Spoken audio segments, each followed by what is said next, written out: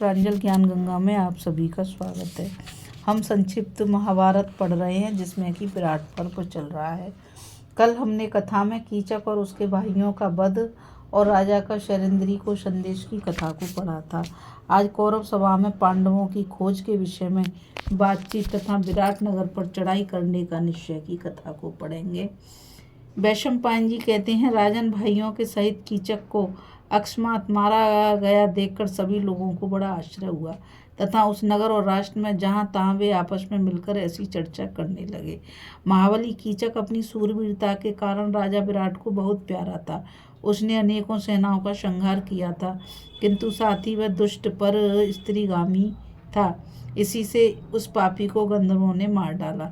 महाराज शत्रु सेना का संहार करने वाले दुर्जय वीर कीचक के विषय में देश विदेश में ऐसी चर्चा होने लगी। इस समय अज्ञातवास की अवस्था में पांडवों का पता लगाने के लिए दुर्योधन ने जो गुप्तचर भेजे थे वे अनेकों ग्राम, राष्ट्रों, नगरों और उन्हें ढूंढकर हस्तिनापुर में लौट आए। वहां वे राजसभा में बैठे हुए कुरुराज दुर्योधन के पास गए। उस समय वहां महात्मा भीष्म, द्रोण, कर्ण, कृप, त्रिगर्त देश के राजा और दुर्योधन के भाई भी मौजूद थे।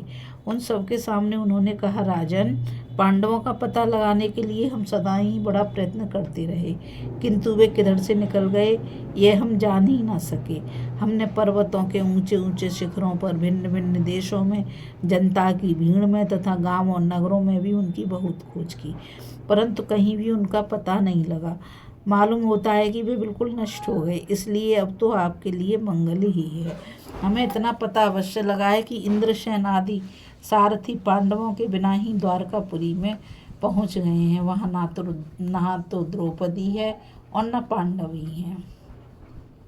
हाँ, एक बड़े आनंद का समाचार है। वह यह है कि राजा विराट का जो महाबली सेनापति कीचक था, जिसने कि अपने महान पराक्रम से त्रिगर्त देश को दलित कर दिया था, उस पापात्मा को उसके भाइयों सहित रात्रि में गुप्त रूप से गंधर्वों ने मार डाला है।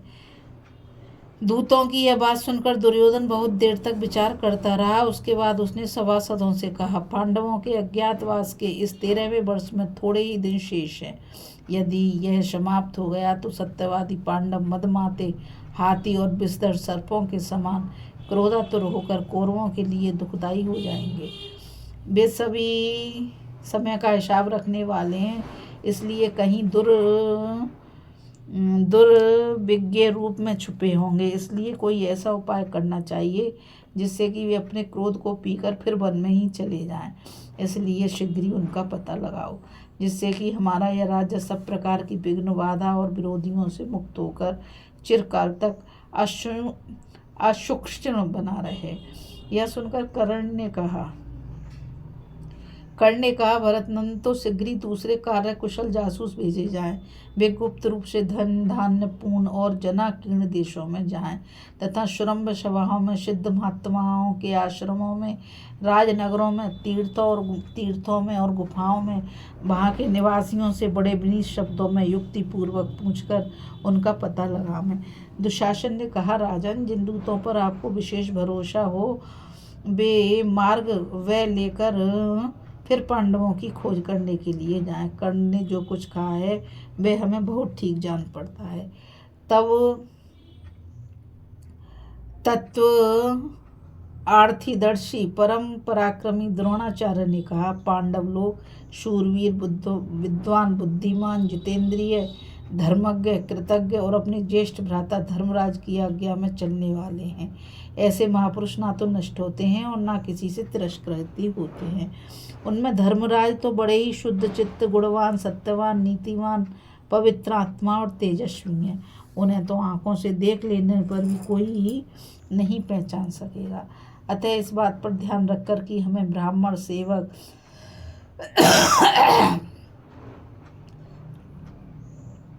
सिद्ध पुरुष अथवा अन्य लोगों से जो कि उन्हें पहचानते हों ढूंढवाना चाहिए। इसके पश्चात भरतवंशियों के पिता में देश काल के ज्ञाता और समस्त धर्मों के जानने वाले भीष्म ने कौरवों के हित के लिए कहा, भरतनंदन, पांडवों के विषय में जैसा मेरा विचार है वे मैं कहता हूँ। जो नीतिवान पुरुष होते हैं उनकी नीति को अनीति परायण लोग नहीं ताड़ सकते उन पांडवों के विषय में विचार करके हम इस संबंध में जो कुछ कर सकते हैं वही मैं अपनी बुद्धि के अनुसार कहता हूँ। द्वेषवश कोई बात नहीं कहता। युधिष्ठिर की जो नीति है उसकी मेरे जैसे पुरुष को कभी निंदा नहीं करनी चाहिए। उसे अच्छी नीति ही कहना चाहिए। अनीति कहना किसी प्रकार ठीक नहीं है। राजा युधिष्ठिर जिस नगर या राष्ट्र में होंगे वहाँ की जनता भी दानशील, प्रियवादिनी, जितेंद्रिय और लज्जाशील होगी। जहाँ वे रहते होंगे वहाँ के लोग प्रियवादी, संयमी, सत्यपरायण, हुष्ट पुष्ट, पवित्र और कार्यकुशल होंगे। जहाँ उनकी स्थिति होगी वहाँ के मनुष्य स्वयं ही धर्म में तत्पर होंगे तथा वे गुणों में दोष का आरोप करने वाले, ईर्ष्यालु, अभिमानी और मत्सरी नहीं होंगे। वहाँ हर समय वेद ध्वनि होती होगी, यज्ञों में पूर्ण हूतियाँ दी जाती होंगी तथा बड़ी बड़ी दक्षिणाओं वाले बहुत से यज्ञ होते होंगे। वहाँ मेघ निश्चय ही ठीक ठाक वर्षा करते होंगे तथा वहाँ की भूमि धन धान्य पूर्ण और सब प्रकार के आतंकों से शून्य होगी। वहाँ आनंददायी पवन चलती होगी। धर्म का स्वरूप पाखंड शून्य होगा और किसी प्रकार का भय नहीं होगा।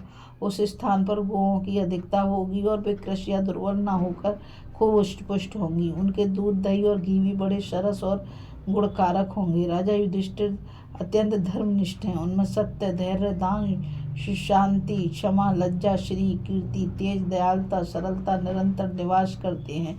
अतः अन्य साधारण पुरुष तो क्या ब्राह्मण लोग भी उन्हें नहीं पहचान सकते। अतः जहाँ ऐसे लक्षण पाए जाएं वहीं मतिवान पांडव लोग गुप्त रीति से रहते हैं। तुम वहीं जाकर उन्हें ढूंढो। इसके सिवा उनके विषय में दूसरी बात नहीं कह सकता। यदि तुम्हें मेरे कथन में विश्वास है तो इस पर विचार करके जो उचित समझो वह शीघ्र ही करो। इसके पश्चात महर्षि शरभदान के पुत्र कृप ने कहा, वयोवृद्ध भीष्म जी का पांडवों के विषय में जो कथन है वह युक्ति युक्त और समय अनुसार है। उसमें धर्म और अर्थ दोनों ही नीत हैं। साथ ही वह बड़ा मधुर और हेतु गर्वित भी है। उन्हीं के अनुरूप इस विषय में मेरा भी जो कथन है वह सुनो।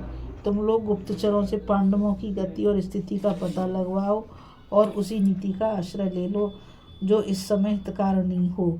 यह याद रखो कि अज्ञातवास की अवधि समाप्त होते ही महाबली पांडवों का उत्साह बहुत बढ़ जाएगा। उनका तेज तो अतुलित है ही। अतः इस समय तुम्हें अपनी सेना, कोश और नीति को संभाल रखनी चाहिए जिससे कि समय आने पर हम उनके साथ यथावत संधि कर सकें। बुद्धि से भी तुम्हें अपनी शक्ति की जांच रहनी चाहिए और इस बात का भी पता रहना चाहिए कि तुम्हारे बलवान और निर्बल मित्रों में निश्चित शक्ति कितनी है। तुम्हें अपनी श्रेष्ठ, निकृष्ट और मध्यम कोटि की सेना का रूप देखकर यह निश्चय करना चाहिए कि वह तुमसे संतुष्ट हैं या नहीं। उसके अनुसार ही हमें शत्रुओं से संधि या विग्रह करने होंगे। यदि सेना संतुष्ट होगी तो हम शत्रुओं के प्रति अपने धनुष संभालेंगे और यदि वे असंतुष्ट होगी तो उनसे संधि कर लेंगे। समझाना, दान, धन आदि देना, भेद, दंड और कर लेना यह नीति है। इससे शत्रु को आक्रमण द्वारा दुर्बलों को बल से दबाकर, मित्रों को हेलमेल करके और सेना को मिष्ट भाषण और वेतन आदि देकर अपने काबू में कर लेना चाहिए। इस प्रकार यदि तुम अपने कोष और सेना को बढ़ा लोगे तो ठीक ठीक सफलता प्राप्त कर सकोगे। इसके पश्चात त्रिगर्त देश के राजा महाबली सुशर्मा ने कर्ण की ओर देखते हुए दुर्योधन से कहा, राजन, मत्स्य देश के शाल्ववंशीय राजा बार बार हमारे ऊपर आक्रमण करते हैं। मत्स्य राज के सेनापति महाबली सूतपुत्र कीचक ने ही मुझे और मेरे बंधु बांधवों को बहुत तंग किया है। कीचक बड़ा ही बलवान, क्रूर, असहनशील और दुष्ट प्रकृति का पुरुष है। उसका पराक्रम जगत विख्यात था, इसलिए उस समय हमारी दाल नहीं गली। अब उस पापकर्मा और नृशंस सूतपुत्र को गंधर्वों ने मार डाला है। उसके मारे जाने से राजा विराट आश्रयहीन और निरुत्साह हो गया है। इसलिए यदि आपको समस्त कौरवों और महामना कर्ण को ठीक जान पड़े तो मेरा उस देश पर चढ़ाई करने का मन होता है।